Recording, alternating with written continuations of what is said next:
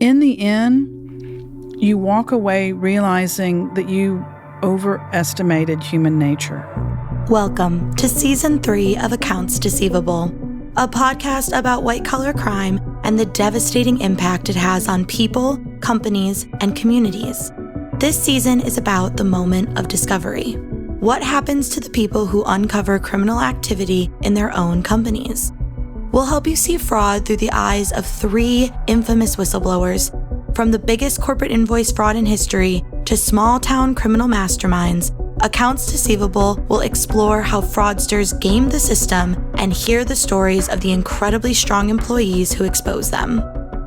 In Episode 1, we meet Sherron Watkins, former Enron vice president known for blowing the whistle on one of the most significant corporate accounting scandals in history.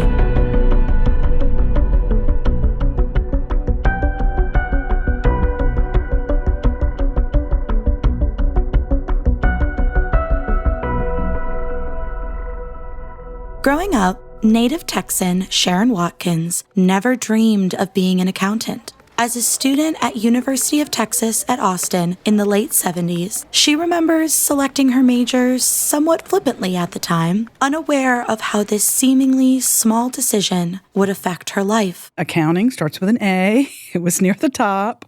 Math was easy and a subject I liked. And literally, it was just like, okay, I'm going to check this box.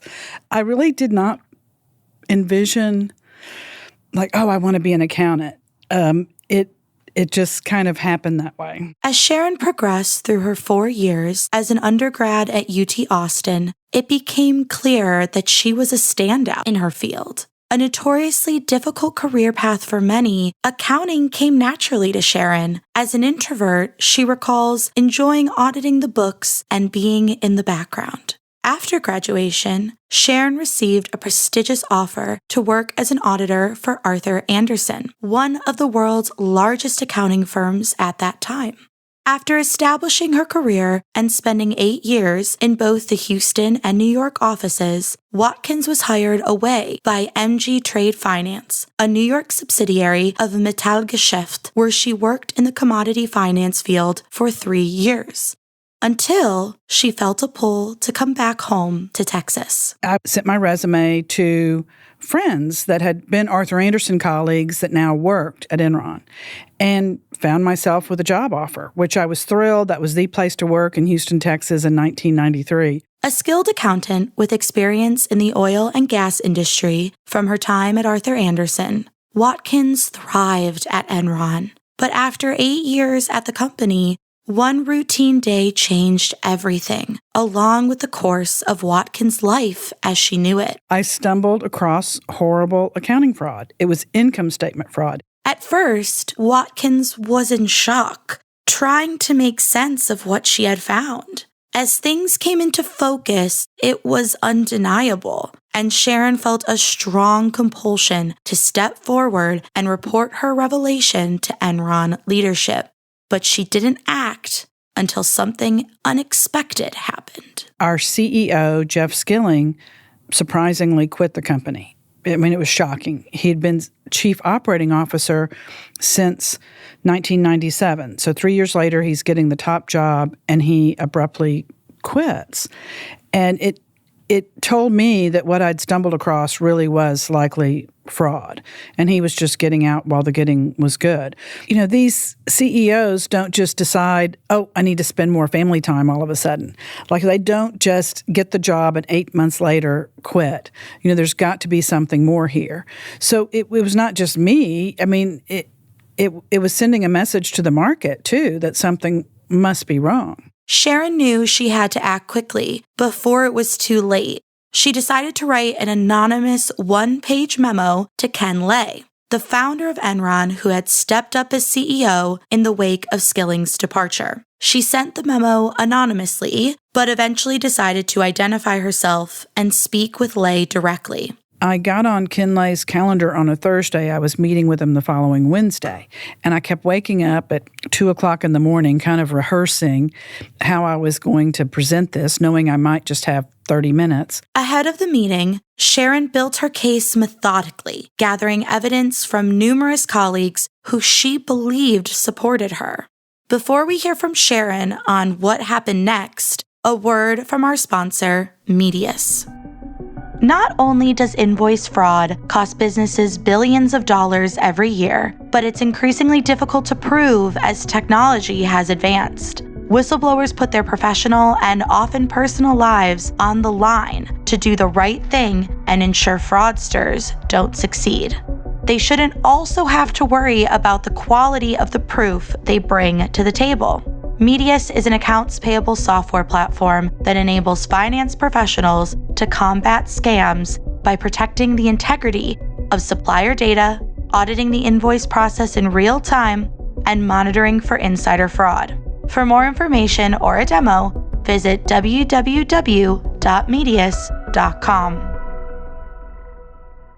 Now, where were we? Walking into Lay's office, evidence in hand, Sherron felt confident he would see what she saw. I really felt like I was providing him with evidence, and the evidence would stand on its own. I also thought I had the backing of all these colleagues. Quickly into her meeting with Lay, Sherron realized that the two of them did not view the situation or the numbers the same way. Sherron felt the ground begin to shift under her feet. I was ignored. He tried to fire me. Walking out of her meeting with Ken Lay, word of Sherron's attempt to blow the whistle spread. Colleagues who had previously supported Sherron in gathering information turned their backs on her. She realized she was on her own and began to feel the weight of isolation, a feeling that many whistleblowers talk about. And my colleagues backed away when they saw that I had delivered bad news to the top and I was being shot. They just clammed up. While many privately supported Sherron, she was the only employee to report their concerns to Enron's leadership. Sherron questioned why her other colleagues didn't feel the same desire to do the right thing. Do they lack integrity? Do they lack courage? Why are they going along? Why aren't they saying something? So there's a deep disappointment in not only leadership, but colleagues that back away and take sort of a safe road. Don Holm of Medius says that many whistleblowers suffer in the same way, right at the point when they most need their colleagues' support. Sherron was empowered to step up, do the right thing, and blow the whistle to senior leadership because she believed she had the support and backing of her colleagues and peers. To step up, do the hard thing, be essentially blackballed for it, and then return to diminished support is a crushing but common reality for whistleblowers. Things moved quickly after Sherron blew the whistle to Ken Lay in August of 2001. By October of the same year, word had started to get out and Enron's stock price plummeted. From there, Sherron recalls the way things spiraled. Enron imploded. Congress instituted 11 congressional investigations into the demise of Enron. There were shareholder lawsuits, and of course the government formed an Enron task force, and the DOJ ended up with, over a dozen felonies, almost 24, and over a dozen Enron executives went to prison. Sherron counts herself lucky to have closure and the relief that comes with it, something many whistleblowers never get. Now, granted, that took from 2001 to 2006 or 7, but I saw vindication, I saw accountability, I saw justice. So I can leave it behind me, so to speak. And many, many whistleblowers, the oppressor, the manipulator of truth, is powerful and keeps going. And even the people within the organization that had led the organization astray stay in positions of power. So that sense of injustice, that a wrong has not been righted, that the good people got squashed and the bad people are still in power, that is the primary story of whistleblowers. That's the majority of them have that story. Sherron laments the inevitable conflict that blowing the whistle initiates between employer and employee, and also between the employees themselves. It's a David and Goliath situation where they get squashed and are caught blindsided by all the different tactics that exist to silence the whistleblower. And it's not just being fired, it's being really blackballed from your industry, retaliated against, your credibility, your sanity attacked. just all kinds of tools that go against the whistleblower. Sherron's Enron experience highlights what many people fail to realize are the negative ramifications of blowing the whistle, having to find a new job, and sometimes a new career. Some are branded with harmful stereotypes for life. Whistleblowers face a harmful stigma, often called names such as rat, traitor, or in Sherron's case, snitch. This poor public reception and slander has created a culture that turns many off from doing the right thing, even though they may want to. It's critical for organizations to have whistleblowing policies and protections in place, along with technology that helps finance employees recognize, document, and flag suspicious and potentially fraudulent transactions. With this support and evidence, employees can feel more comfortable and confident coming forward. 2 decades on from the event that changed Sherron's life, the whistleblower has gained perspective. How did all this happen? She cites what she calls corporate weaponized incompetence and a mob mentality to turn on anyone who questions the status quo. So many times they throw up their hands and say, I don't really understand how these things work, but Arthur Andersen has blessed them. The outside lawyers have blessed them. It must work. I am not an accountant, was kind of the standard phrase by people. And I hadn't practiced public accounting in a while, but I just knew that, accounting doesn't get that creative. These structures just didn't work. So it was alarming to me that smart people were bothered by the structures, but felt like it wasn't their responsibility to say anything. Sometimes it's the very success of a company that causes employees to want to protect the story of that success, however false it turns out to be. When I look at, what was the fertile ground that made fraud happen at Enron, and some of it was the hype. Enron was the place to work in Houston, Texas, and the salaries and bonuses were just higher than any of our peer group.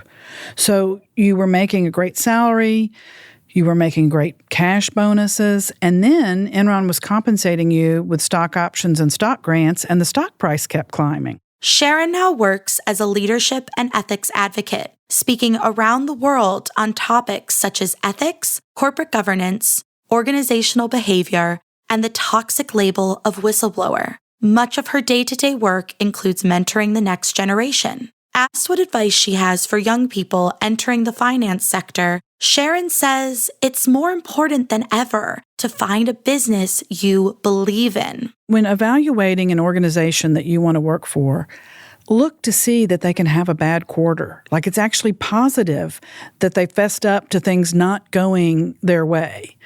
That something happened with the market or they missed X, Y, or Z, and we're not going to make our targets. That's actually yay, they can be honest. Something bad can happen, and they're being honest with their employees and their investors and their shareholders. Today, Sherron spends her time helping to change the stigma whistleblowers face and working to establish protections for those who come forward to do the right thing. I think my story, as well as so many whistleblower stories, is how our naivete. We actually think we're providing evidence of wrongdoing, and not so much that we expect a pat on the back, oh, great, I'm so glad you brought this to my attention. You're delivering bad news, but you expect leadership to recognize it. For more chilling stories from victims and fraudsters alike, check out the Accounts Deceivable podcast on Apple, Spotify, or wherever else you get your audio fix.